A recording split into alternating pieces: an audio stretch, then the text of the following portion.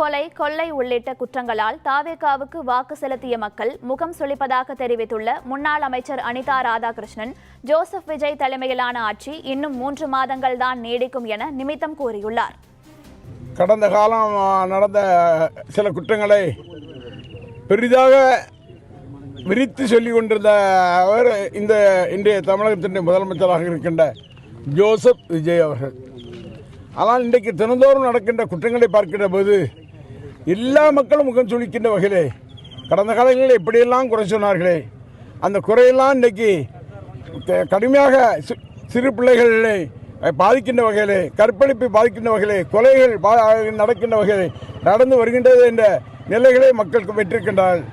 ஆகவே கடந்த கால ஆட்சியே சிறந்த ஆட்சி, அந்த ஆட்சி மீண்டும் வராதா என்ற ஒரு இயக்கம் இன்றைக்கு தமிழக மக்கள் மத்தியில் ஏற்பட்டிருக்கின்றது. இன்றைக்கு எவ்வளோ நாளில் அந்த கோரிக்கையெல்லாம் நிறைவேற்றுவாங்கன்னா இந்த ஆட்சி இருக்க போகிறதில்லை. அதிகபட்சம் இருந்தால் 3 மாதம் அந்த ஆட்சி இருக்கும்.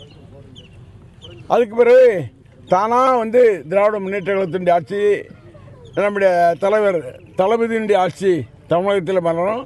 அப்போ நீங்கள் என்னென்ன கோரிக்கை வைக்கிறீங்களோ அந்த கோரிக்கையெல்லாம் நிறைவேற்றும்.